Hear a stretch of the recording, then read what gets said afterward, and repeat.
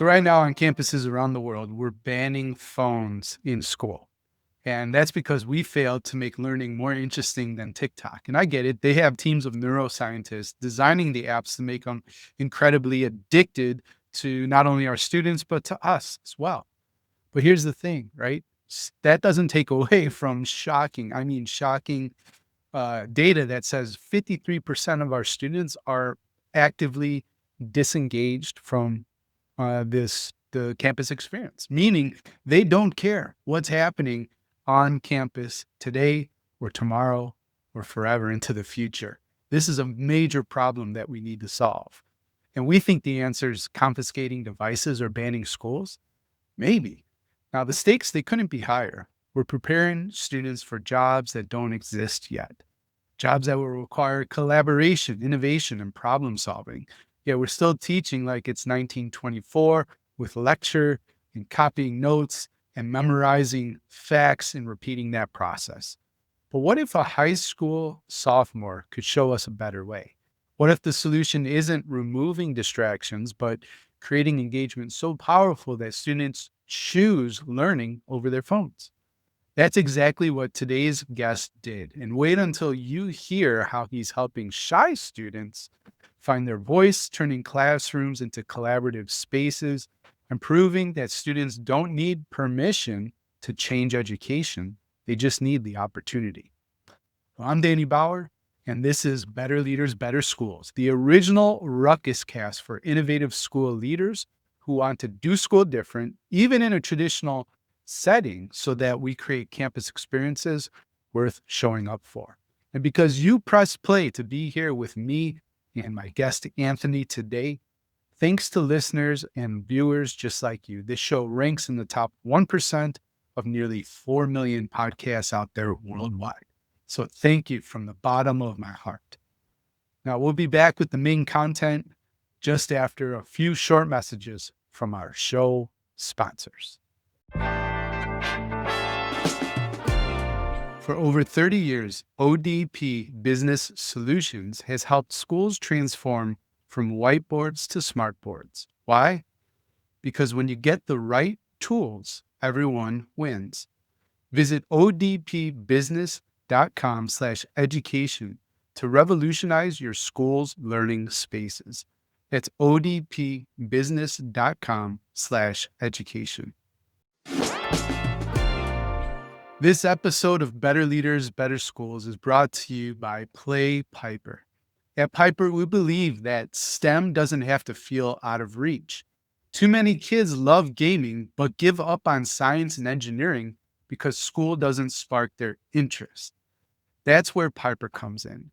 Hands-on STEM kits designed to turn curiosity into confidence and keep the pipeline of future innovators flowing strong. You can learn more at playpiper.com. That's playpiper.com. Over 1 million teachers rely on IXL because it's empowering, it helps them make better decisions with reliable data, and it adapts instruction based on student performance. You can get started today at ixl.com/leaders. That's ixl.com/leaders. All right. And Anthony, welcome to the show. Thank you so much for having me. I'm excited to kind of break down and dive into this a little bit and see where we end up, Yeah, right on. Well, we'll see. I mean, you're the hero of the show, and I'll just ask the questions, get out of your way. But I want you to bring us to your sophomore year in high school. And I guess a math teacher erased a bunch of notes, and that didn't sit well with you. That was a problem. So bring us to that moment. Yeah. And so that's pretty much the known start of my journey in a sense. I think in a lot of ways, my history goes back way further. I've always been huge into technology since a very young age. I've always been big into computers. I've gone through different phases in my life. At the very beginning, it was like air conditioners and doorknobs. And then eventually it led to computers and eventually, obviously, in the coding. And, I had always wondered in my head, too, primarily in middle school, I will say, why is it that all of these, or almost all, I probably should stereotype EdTech platforms, but why are, so many of these platforms not great quality, and why do they not work? Hmm. Hmm. And that had always been something kind of in the back of my mind. I'd thought about it. It's like, if I could code, good enough, or do this, could I make something just as good or better on my own? And I finally got the opportunity to do that, as you mentioned, in my sophomore year of high school. And so I was sitting in the classroom. It was about halfway through the school year, and my math teacher's writing notes up at the front of the room on one of those interactive boards. Hmm. And he's writing the notes up there. And then as a class, we all have guided notes, and we're copying these notes down onto our sheet and, kind of following along. Occasionally, he would ask somebody to answer a question, but it was very lecture based. It was not very interactive, which is something I think we'll get into in a minute. Sure. But problem struck for probably the 100th time when he erased that board before I had all of the notes. And I started thinking to myself, I have a Chromebook or a phone in my pocket. Like, why can't the notes that he's writing be shown on my device, effectively putting the whiteboard on my desk? And Hmm. now I could go back and see what I missed. Now I have these notes in front of me. And I didn't know it then, but that was kind of what kickstarted my journey with building Markify. And something I always stress too is there was no business intention at that point. This was something I started because I enjoyed coding. I had a bit of web development experience, and I figured I would try to put something together for my teachers to use and kind of see what happens. And it Hmm. really wasn't until a few months later, when I kind of shared the prototype around and people started using it, that I realized, like, wait a minute, could this eventually turn into a business? Could this turn Hmm. into something I'm able to do and even, make money, even live off of at some point? Right. Yeah. So that was kind of the general story with Markify. Another thing I'll mention is, as time went on, it also kind of gained the collaborative piece into it. And so at that moment, from that math class, it was just accessibility. It was just taking the notes from the teacher and showing it to me. But that's kind of, as I talked to more teachers and built it out over my junior year of high school, I got feedback of, why stop there? If the board is on the student's desk, why can't they write on it? Why can't they interact with it? And now I don't have to have a student come up to the front of the class, and Hmm. write embarrassingly in front of everybody. Hmm. So that's kind of in a gist what Markify is. It's a accessibility and collaborative focused whiteboarding tool for the classroom. Yeah, fascinating. Before we get to the collaborative aspect, I'm really curious. When it comes to coding or web design, that kind of stuff, did the school do anything to support that interest back in the day, or was that something you were just pursuing like as a hobby, after school or maybe in class, but it wasn't like class sanctioned? That, I did do some coding classes. Like, I did some AP classes. And, I don't want to say, too much bad about classes. I loved my coding teacher. He's a great Mm-hmm. guy. But most of what I did for like Markify came from being self-taught. Okay. It was something that I was passionate about outside of the class and outside of school. I learned and built. My first coding was actually into video games, and I developed multiplayer video games during middle school. And you can kind of see how that leads into the collaborative side, right? Of you're having people Mm-hmm. play games together, all of the infrastructure there. That was kind of when I learned how to build out all of that system that's now the same technology that powers Markify. But yeah, it was mostly outside of school. I think that a lot of coding classes and AP classes specifically are good for kind of teaching the foundations of how coding works and how computers work. But I don't think that they're going to help you that much in terms of actually building a full tool or product that's, people can actually use. Just Mm-hmm. because you were taught how to write a few if statements about, how to make a basic calculator, probably not going to help you that much into making something that's, mainstream in a sense. Yeah, right.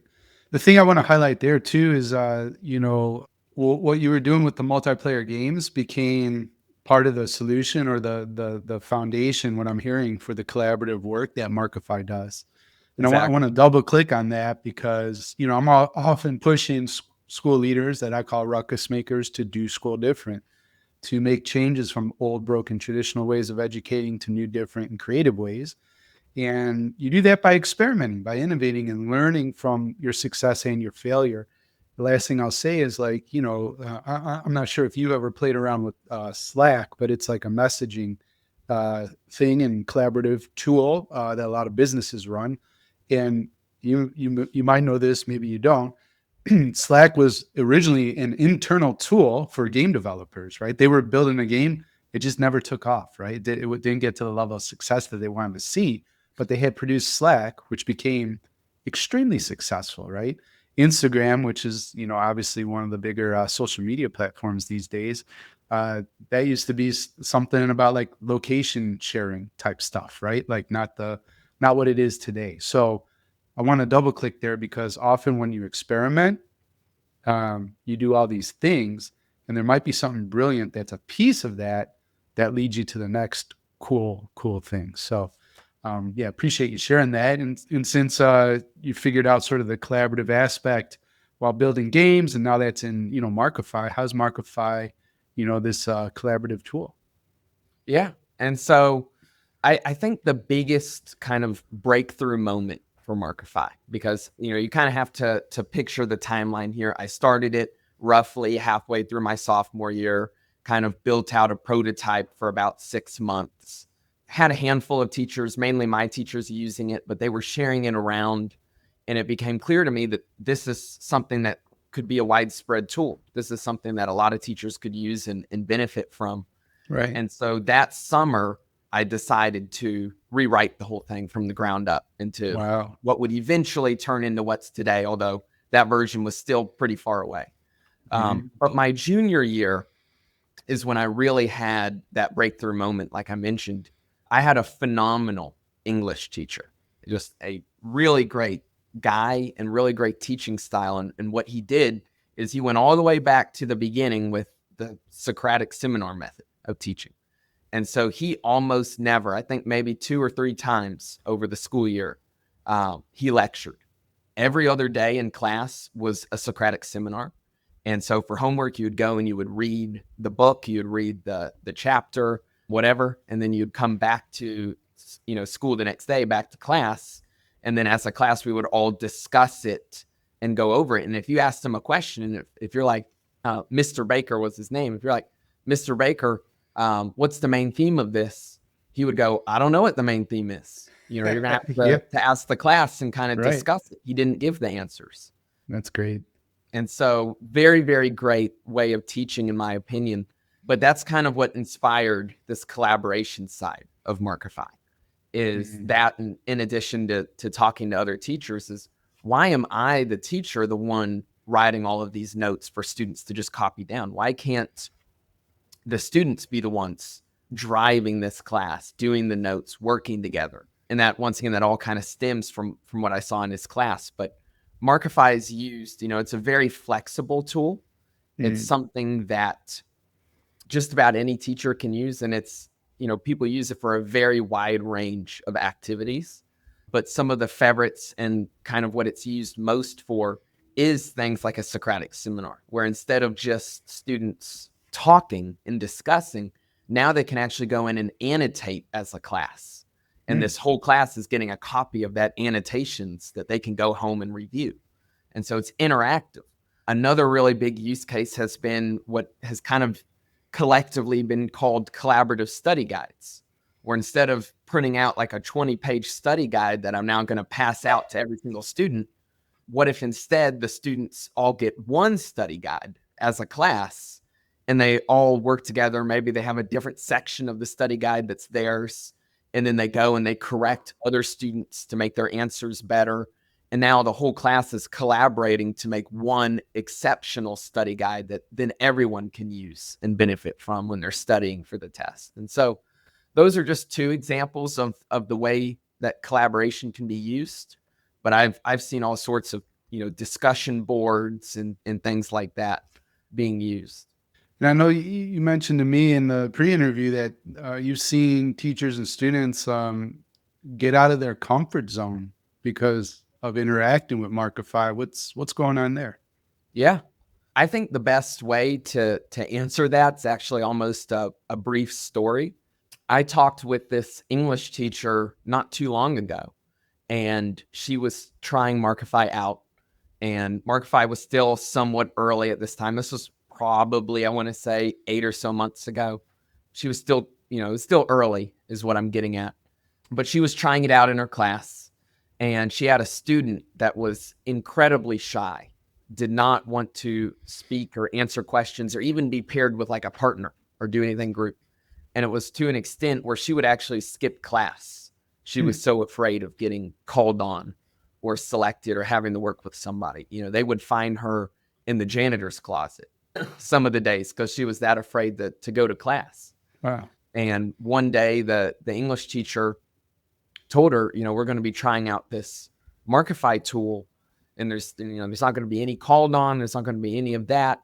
Why don't you come to class and kind of play around with it? I think it could help you and kind of give you a voice. And so she came to class, and they were actually doing a similar activity to that collaborative study guide I was mentioning.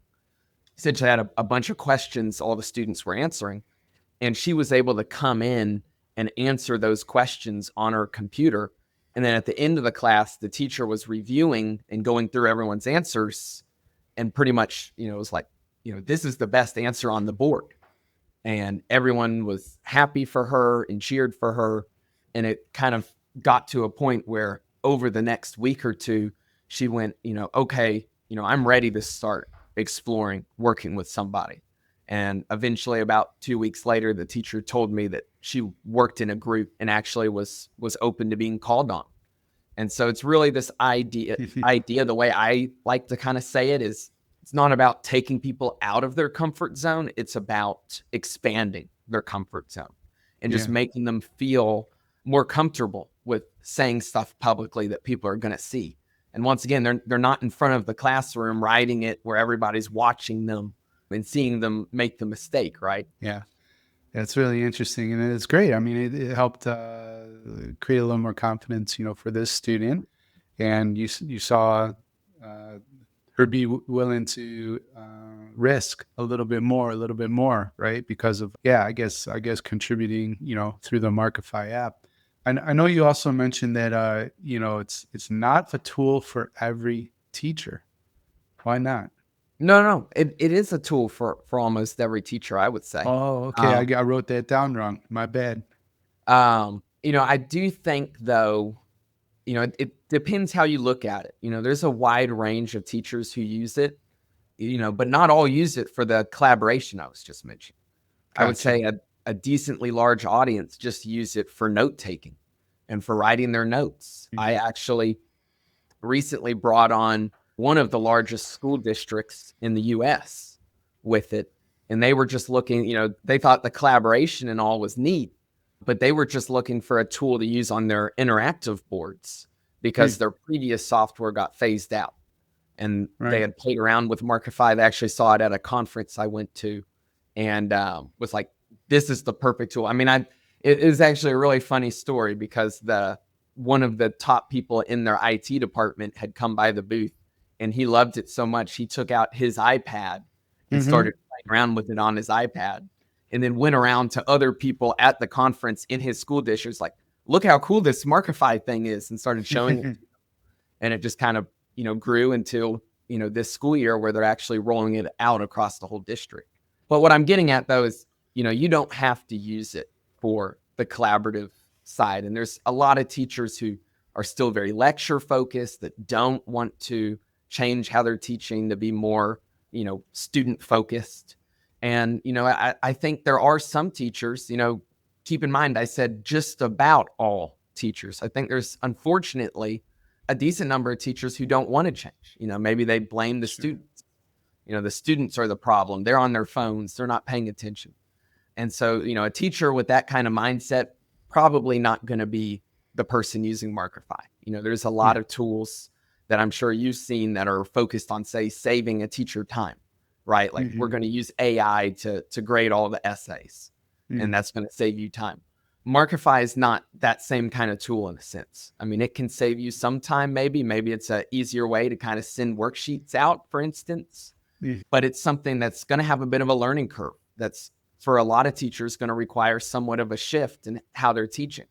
But the feedback I've been getting is that it is well worth the little investment it takes to sign up and play around with it and use it. They're seeing, just about everybody in their class interacting and using it and kind of doing, driving the lesson as a student, right? And not just the teacher driving it. Yeah, right on. Well, and that's, it helps educators live that do school different point of view out, to do it in real time and to make some of those shifts less teacher focused, more student focused, more collaborative. And that's just a win for all students. And I mean, frankly, for all teachers, all communities, when they do make that shift. So before the break, the last question I have is just, you have an interesting story. You built this while still in high school. And, what do you hope the ruckus maker listening, whether it's an admin or a teacher, what do you hope they can learn from your story? I think, I think my story is two-sided in a sense, because on one hand, there's Markify. And, obviously I might be biased, but I think it's a fantastic tool that makes classrooms a lot more engaging and improves accessibility. And obviously I can go on about Markify all day long, but the other side is kind of this student side. I spoke at a lot of schools and districts to both students and teachers, not about Markify, but on the topic of how can we make more students, almost like myself, where they want to take initiative and solve problems and go out and, change the world in a sense, right? And so I think that's, the big takeaway is that a huge misconception that I've seen is, you have to have, 20 years of coding experience. You've got to go raise millions of dollars and then hire a team of 30 engineers and build this giant company to do something like Markify, when that's not the case at all. I think Markify is better than the vast majority of tools in the education market. And I built it just by myself up until this point. And, it's growing, it's gaining users, and there's people paying for it even. And so I'm very happy with that growth. And that's something that I've done as a solo entrepreneur. So I think the biggest thing is that students can make a difference, and it doesn't just need to be, your main subject areas too, right? I think it shows I would not have been as successful as I am now, or at least not as soon, if it wasn't for all of the outside of core curriculum classes and opportunities there were present at the school district I went to. STEM opportunities to entrepreneurship opportunities. I think it's so important. I've met a pretty good number of administrators who have been very, we just need the core subjects. We don't need all this STEM. We don't need all this ETE. And I just think that's a big misconception. I think students that are in a school or district without those opportunities, they're not going to be nearly as successful, at least nearly as quickly, as students who do get those opportunities at a different school or district. Right on. Well, I'd love to take a break here to get a message in from our sponsors. When we return, I think there's two things I want to accomplish. One, that CTE, STEM, the Innovation Center that I think you were a part of, right? I'd love to hear just about that experience a little. And then I'd like to invite you to demo and show us a bit of what Markify can do. And so just reminding the Ruckus Maker listening or watching, right? Like, these are available, the video as well. I try to remember to put them on Spotify. They're definitely on YouTube, but you'll be able to see Anthony walking us through the Markify app in just a little bit when we get back. Can't wait. Let's do it. ODP Business Solutions, formerly Office Depot Business Solutions Division, has been a trusted partner for schools for 30 years. At ODP Business Solutions, we're by your side to meet your evolving education needs. Here's the thing about creating remarkable learning spaces. You need a partner who gets it. Someone who understands that transforming education isn't just about swapping whiteboards for smartboards. It's about reimagining what's possible. That's why innovative school leaders trust ODP Business Solutions. We don't just deliver supplies. we help you design dynamic learning environments that make students actually excited to show up. From tech integrations that bring lessons to life to flexible furniture that transforms any space into a collaboration zone, to sustainable solutions that teach by example, we've got everything you need to do school different. And the best part, you can get it all from a single supplier. That helps you simplify ordering and streamline budgeting while staying compliant with easy access to cooperative contracts. However you want to advance, ODP Business Solutions has 30 years of experience helping districts like yours get ahead. Visit odpbusiness.com/education to learn more. That's odpbusiness.com/education. Too many students with the talent to be tomorrow's engineers give up, convinced they're just not good at school. That's why Play Piper was created. The name comes from the mission to repair the leaky STEM pipeline and guide kids back toward discovery and innovation. With hands-on STEM kits and coding curriculum, students who love gaming and tinkering realize they can also succeed in science, engineering, and beyond. If you're an educator looking for a way to boost engagement, bring joy into STEM, and keep your students on the path of innovation, visit playpiper.com to learn more. That's playpiper.com. Something that drove me nuts as a ruckus maker was hearing teachers say things like, I taught it, they should have learned it. But really, some teachers just don't know how to teach or reteach for that matter so that all kids get it. That's where IXL comes in. IXL's diagnostic automatically identifies knowledge gaps for teachers and provides them with a personalized growth plan for each individual student. Teachers can step into the classroom every day knowing what their students know and what they don't know. IXL's adaptive platform makes differentiating instruction easy. As students learn, IXL adjusts to the right level of difficulty for each student. Close knowledge gaps and accelerate learning with IXL. Get started today at ixl.com/leaders. That's ixl.com/leaders.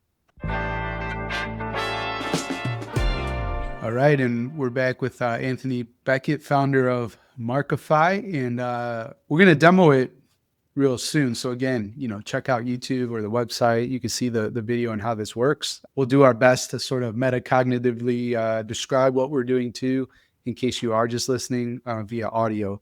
And before we get to the demo, Anthony, I'd love to hear, you mentioned the Innovation Center and sort of your experience there. And I want to bring the listener, viewer, the ruckus maker to that experience because it was powerful. And by the way, I know this is releasing in the spring. I think in February, I might have told you. I could be wrong. But we're recording in September. And actually, today is the day that Jeremy Qualls' episode went out. So it's just kind of interesting, how it's all aligned. And he joined me because he was talking about the Innovation and Entrepreneurial Center there in Tennessee, and you were a student there, and Yep. You built Markify. Okay, so tell us a bit about that experience. Yeah, I did not know it was coming out today. I'm gonna have to watch that after this. Cool. But yeah, I think it's kind of fun because you've seen the administrator level of operating a program. I was just talking about programs like CTE and stuff like that, those kinds of opportunities at school. And that's kind of what he leads and is in charge of, or isn't kind of, that is what he does on a day-to-day basis. And so I think it's neat though to have both perspectives. So if you're listening to this and you haven't seen his episode, I would highly recommend, even though I've not seen it. It's a good one. I enjoyed it. It's a good one, I'm sure. Yeah. But yeah, so getting into it though, I want to go back to kind of the beginning when I mentioned, I did not have an intention of this turning into a business. I was just making it for a fun project. It really wasn't until, about a year later, about halfway through my junior year, that I really decided a business is the route I wanted to go. I realized. Yeah, what shifted? What changed? Why did you want to? And so I was working on it. More and more teachers were trying it out in my school. And I just kind of figured should I go all in on this or not? And I will also mention another factor is I was doing a decent number of AP classes and was not excelling at them. And I figured I should be looking at some other opportunities. Okay.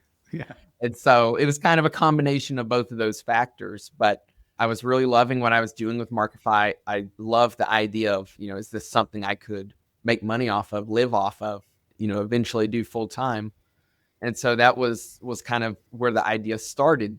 And I had heard of this program in my district called the EIC, the Entrepreneurship Innovation Center.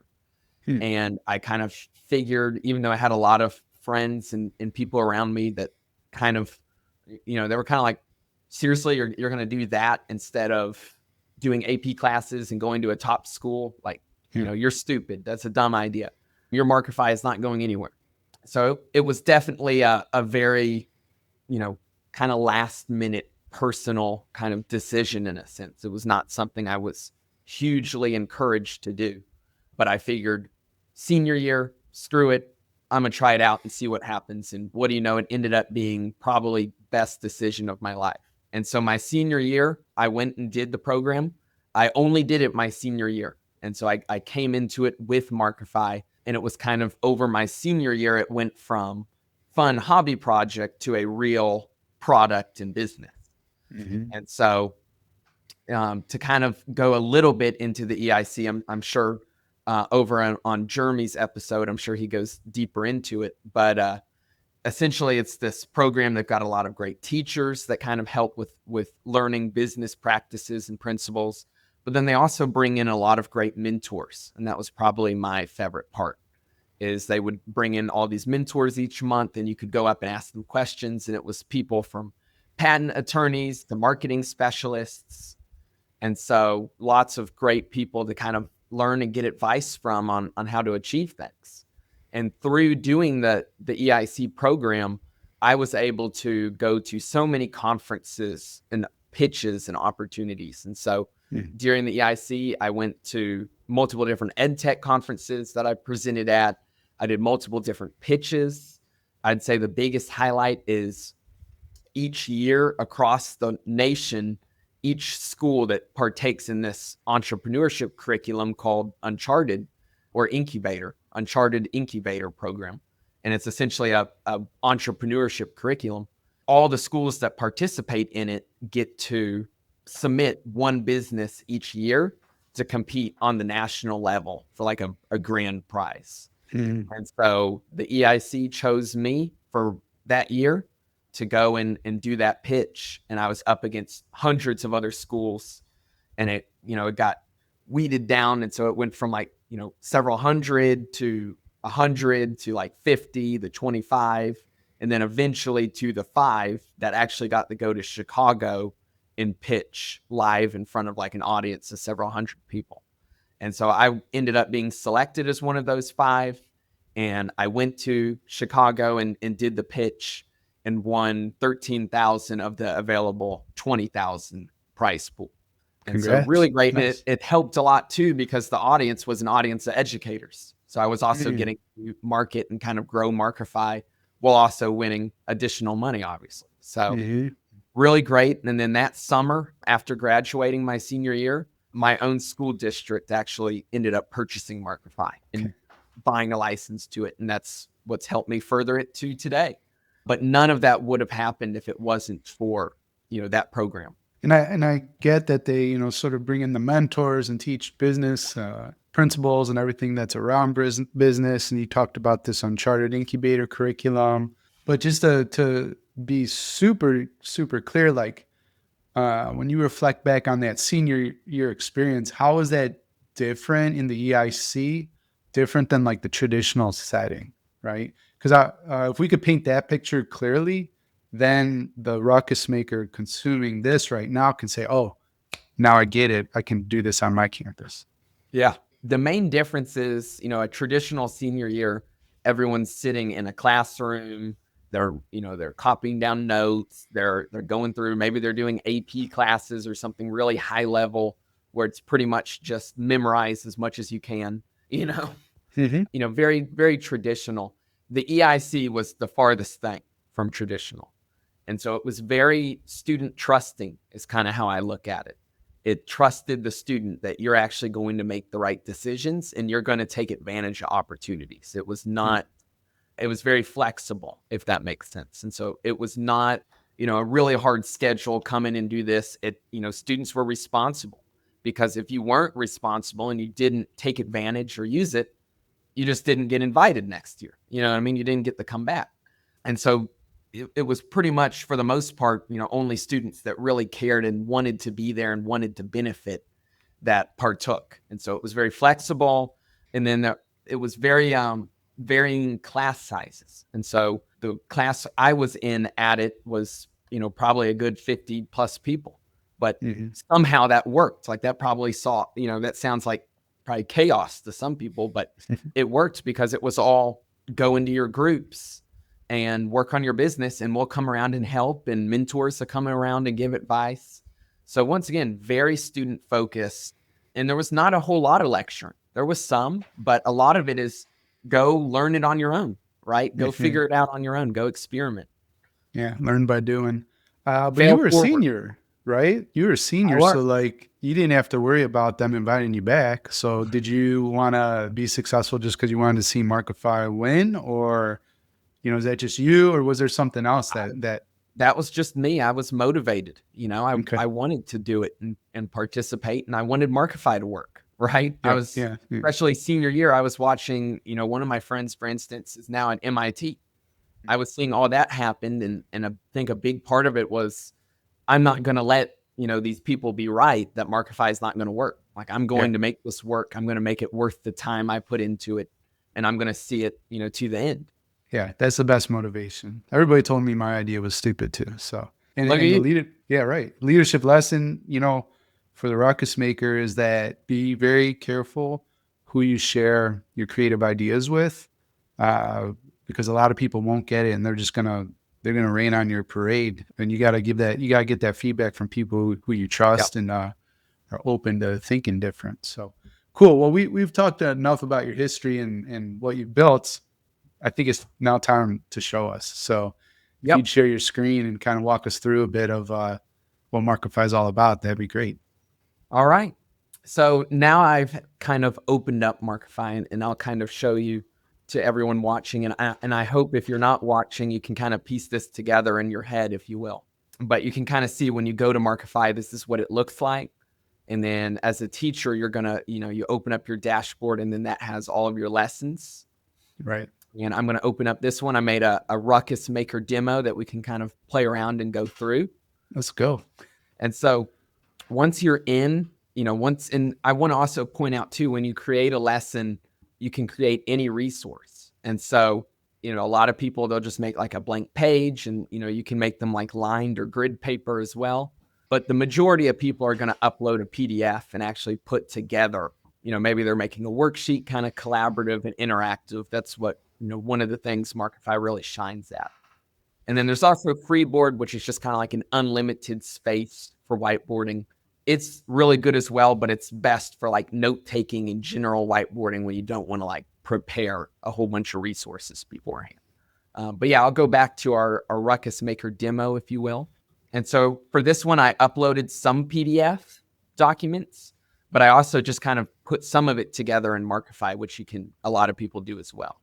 Now, once you've created a lesson, the next step is to really share it, right? And kind of get your students on board. And so you hit share, and you can share it with a bunch of different options. Link is really good if you're using like an LMS or something like that. But most people are doing it with a pin. So I'm going to generate this pin, and then the whole class can just type this in and join it. And so I have it split screen here for like the student side. And so I'll type it in, and then I can just type in a name. No login is required, although it can be enabled. So like if you don't want people joining with someone else's name, you can set it up where the student has to sign in. But I will join in, and now you can see as a student, I'm in this lesson, and I can see. Now, a really big thing as well that you'll probably notice is as the teacher, I've got this array of tools set up here, but the student does not have, those tools. They can move around the document, they can pan, but they cannot edit or interact with it. They cannot move stuff around. that is very much by design, because, if I had a class of 30 people come on, what's going to happen, right? Yeah. Yeah. Probably going to be pretty chaotic. And so it starts off as just the teacher having editing. Now, I believe you have already joined in. We will see. Yep, you have joined in. I will also mention, I'm going to leave this pin up. This does not expire. So if anyone watching wants to kind of look at our lesson afterward, feel free. How would they go there? Just go to the Markify app, or do I need to share a link? Just markify.link right here. Cool. All right, Markify.link, and you could play around with the code. But we'll also go through it here. And so first, what I'm going to do is I am going to spotlight myself, which will take everyone to where I am. So you can kind of see on the student side, it kind of follows where I am. Yeah. But yeah, there's a lot of basics in this document. You can zoom in and out of the board, and then you can also obviously scroll it. And then, we went through the sharing. Another big point here is that, and a really big idea of Markify's, I like to say, collaboration without chaos. And so kind of keeping it controlled, so I can control what tools are enabled, for instance. Right. So if I don't want students to upload images, I can just turn that off. So very controlled. Another thing is students cannot edit they cannot edit someone else's work. Here are some of the tools available. And then, of course, we'll get into this in a moment. And then also the file can be exported so students can keep these notes afterward. But this can also be disabled. I've seen a lot of teachers, they want everyone to have it in front of them, but they want the student to still have to take the notes, right? They don't want the student to just be able to save the teacher's notes and not have to do their own. So exporting can be turned off. Okay. But yeah, that's the brief overview. Now we can actually get into the fun part of playing around with it. And so what students can do is raise their hand, which is this button, and it's going to notify me as the teacher that you've raised your hand. And then I can come in and click and grant editing access. Oh boy, that'll be trouble. And so now you have editing, but keep in mind, the student cannot edit someone else's work. So if I try to change this stuff, annotation is locked. Only the author may edit it, but you can come in and add new stuff. So you're adding this text box here. You can come in and answer it. You can use the pin. And so we'll see, I'm on the computer here, so we'll see how that goes. But I can use this and mark it up. Really good for tablets. And that's why there's such a wide range of tools is, you can use it on a laptop with the text box, or you can use it on a tablet or something like that and use the pin. Right. But yeah, so this is kind of like a math document. Next to it, we've got some reading if you want to try highlighting some stuff. I'll come in as a student and I will come and highlight this. Would that be markup or draw? Markup. Got it. Can you change the color? Yeah, you can. Yeah. And so once again, this whole thing is collaborative. So you can kind of imagine a whole class working together on this. But once again, it's collaboration without chaos. We're not having, you don't have to give every student editing. I could just give Danny, I could just give you editing and take it away from me. And so maybe only a handful of students at a time that are actually editing at any moment. Well, the cool thing, we were doing a collaborative reading there. Anthony was showing us, and at the same time, we're just randomly highlighting stuff. So it wasn't a close reading at all, but I could see Anthony in his name, that he was doing the work and he was doing it in yellow. And then I started highlighting in kind of a pink. And you can see that was assigned to me. So, from a digital perspective, it's pretty cool that, you can see that your students were collaborating, working, and what they were working on. So yeah, thank you for that. And I will point out too, you can see who added everything to the board. So if I go back to like yours, I can see that you added it. I can even time you out just like that if it was something off task or inappropriate. Interesting. So, yeah, that's that. I think that's the fear every educator and ruckus maker thinks about is like, okay, you give a little bit of freedom, or the kids are going to do something crazy. And then how do we protect our students from doing that? But here it's pretty robust in terms of turning on and turning off what students have access to. And it looks like, you can see what all the students did anyways. So you fit together. And I will also point out too, this is a relatively new feature, but the entire document actually has a timeline history. Yeah, I was going to ask that next. So that's just like, if I'm thinking about Google Docs or Notion, where you just see the revision history, if somebody did do something crazy and you wanted to figure that out, it would be pretty easy. And so you can see here, I can see every edit and who made the edit and play it almost as a video. Right. So that way, if a student put something inappropriate, but then deleted it 1 second later before the teacher saw, the teacher can go back and go, Danny, what were you doing? Yeah, they're sneaky with that stuff, and bullying Exactly. and some terrible behavior is very real. And kids are crafty about not getting caught. So yeah, thanks for showing that. It's really good too for the administrator that might have to go back afterward and kind of see, the student had done something off task. Yeah. This is probably just a stupid joke, but if you could automate catching the naughty kids for the teacher or administrator, I think they'd be willing to pay a lot of money for that, so they wouldn't have to go back and do it themselves. So Yep. It's tricky though, because sometimes things can be borderline, right? For sure. I'm just being silly, so it's okay. But you're absolutely right. Well, I love the collaborative aspect. It made sense, and I'm glad we demoed, because you talking about how collaborative it is makes sense in your head. But then when you see, and it was just two of us, and we were just playing around. We weren't even trying to build or answer a question together. But I could see how powerful this is too. It's fantastic. So way to go with what you built with Markify. Did we cover most of everything? Is there anything else you want to hit? Yeah, I don't want to. we covered most everything. The one thing I'm looking at here, we'll see what I can find, but it's kind of hard to have a good example with just the two of us in it. But this is kind of a PD I did of what it could look like. And so you can see I put a coloring sheet in here, which is a good icebreaker for maybe elementary school, wherever, everyone was coming in and able to kind of color in a fish.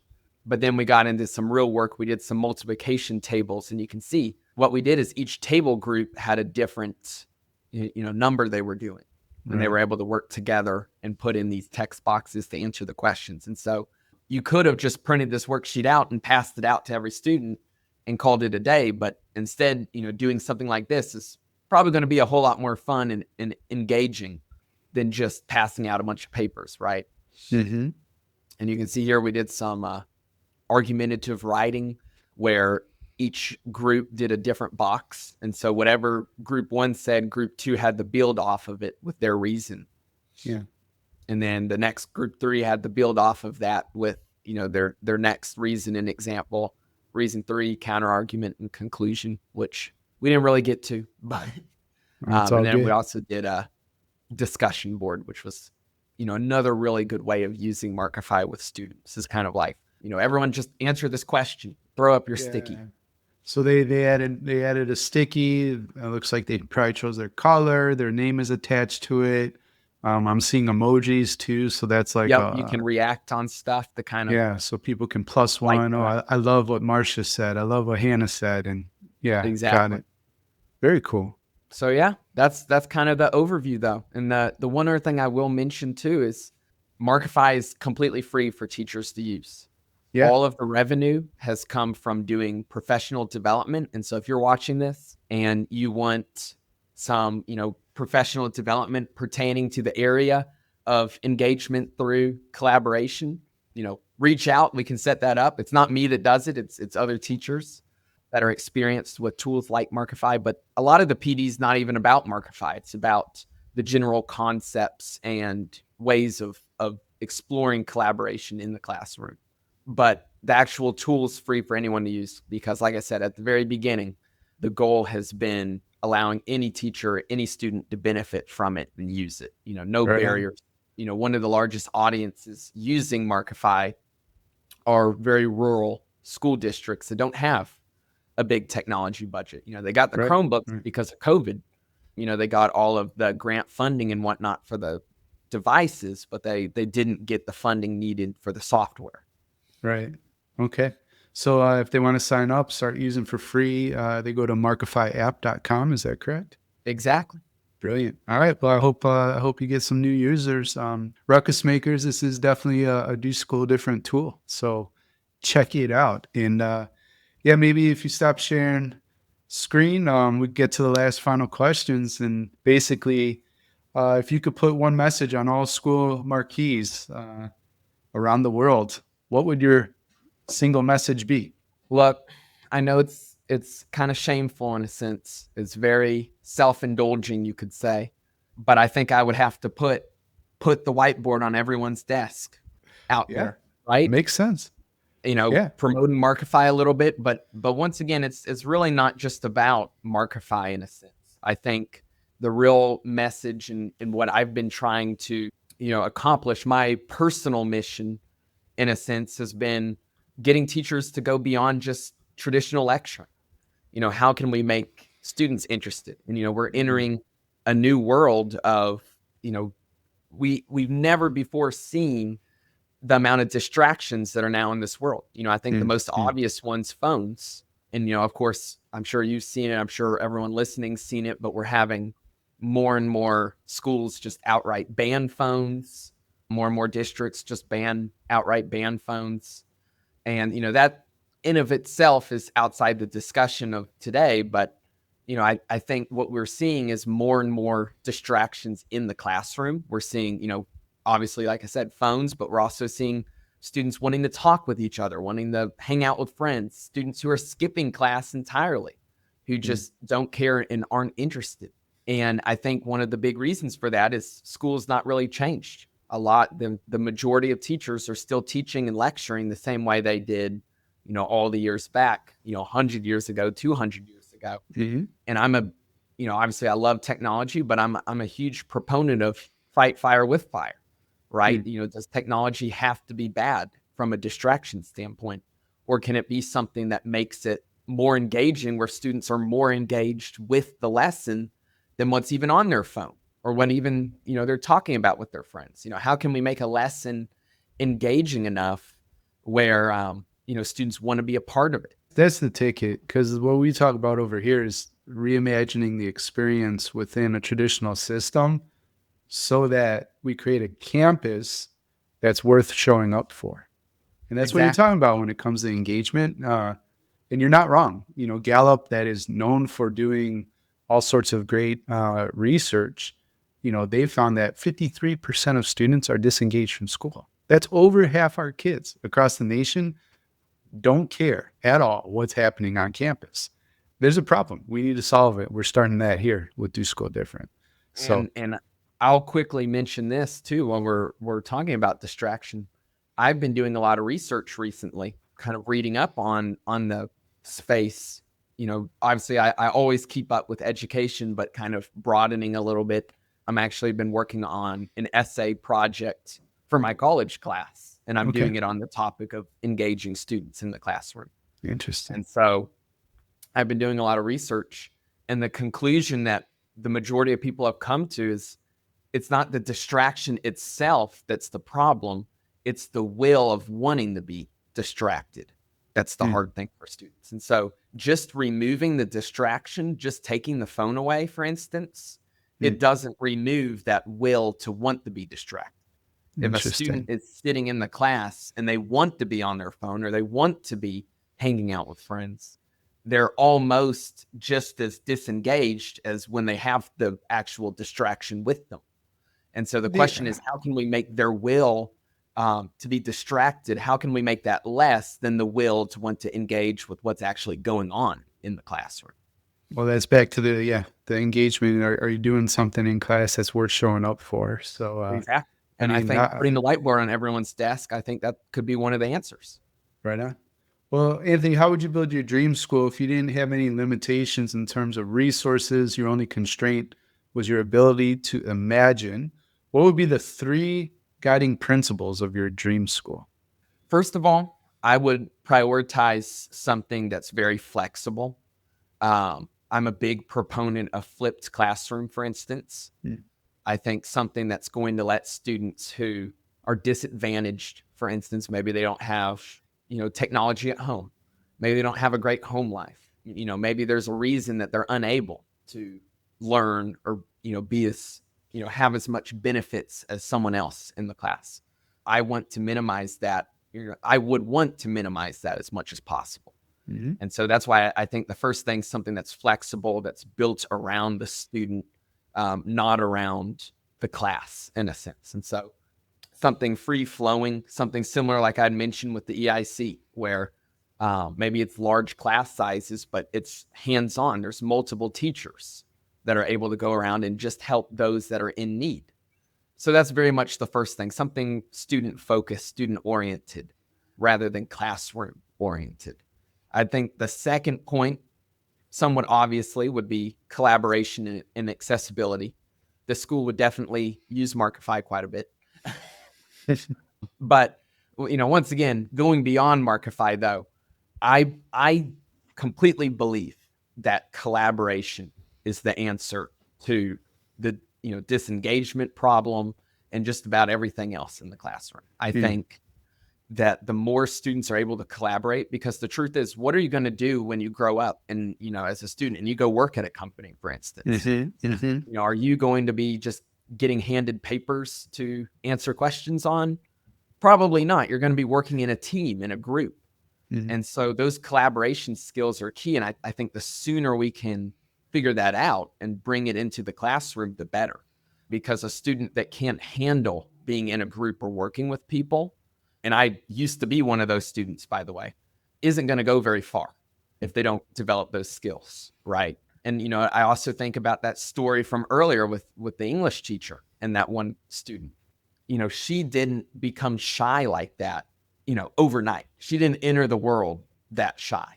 That was because she went through all of school, all the way up to high school, and never, had to expand that comfort zone. She got teachers and classes that didn't call on her, that didn't do group work.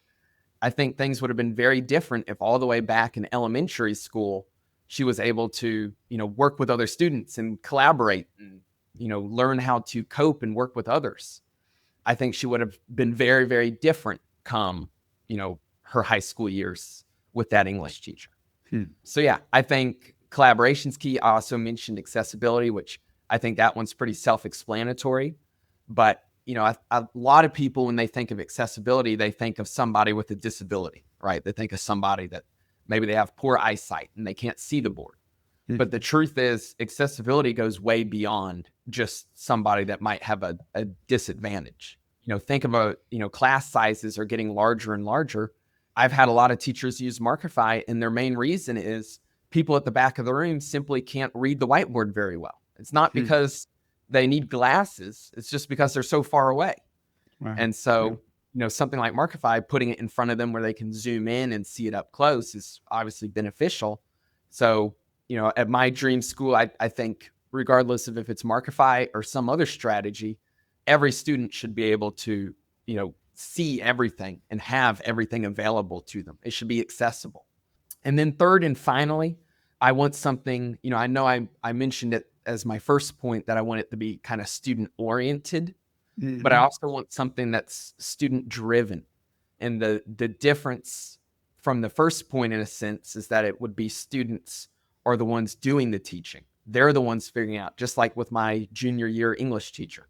The teachers, they're guiding everyone in the right direction, but ultimately it's the students that are figuring it out and actually doing the learning. We have Google today, we have YouTube today, and we even have ChatGPT and all these AI tools today.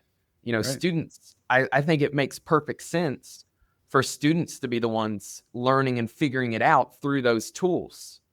And the teachers, once again, they're making sure they're on the right track, helping them take advantage of those tools and teaching everyone, teaching the students, how can we learn whatever we need on our own, with the resources available to. And so that would kind of be my third point, is that it's very much the student figuring it out, working with others to figure it out. The teacher's just there kind of watching over everything, guiding everyone in the right direction. So yeah, those are my pretty extensive 3 points. We covered a lot of ground in today's conversation, Anthony. Of everything we discussed, what's the one thing you want a ruckus maker to remember? I feel like we covered that pretty. I think the biggest takeaway, I feel like I mentioned it, halfway through as well, but it doesn't, it can be now, in a sense. And I know that sounds weird, but, there's a lot of people I've met that think, oh, I'll go get a college degree and do it. or I'll go and learn and do this, and then I'll do it. And then even on a broad spectrum, I've seen a lot of people put things off. We'll get a CTE program at our school eventually, but right now we've got to focus on this math curriculum. We'll get that program, we'll get an entrepreneur program eventually. We'll get a flight program eventually, right? And I think the biggest takeaway is there's no reason not to figure things out and do it now and stop, putting things off. Someone like me can go out, we live in a world that's even greater with, all of the AI developments, but we live in a world where, one person can go and build a whole software tool for thousands of people to use. There's no reason that we can't be figuring things out and achieving things today and not, a week from now, a month from now, a year from now, a decade from now, essentially. Hey, Ruckus Maker, thanks again for pressing play. I hope you enjoyed today's episode as much as I enjoyed creating it for you. And before you go, if today's show shifted something in your mind or sparked an idea about how you could do school different, then I think you'd be a great fit for what we call the Ruckus Maker Mastermind. The Mastermind's a private community of innovative school leaders who meet weekly to grow, reflect, and disrupt the status quo. You can create the campus experience your staff and students deserve. Applications are now open, and go to betterleadersbetterschools.com/apply to put your application in.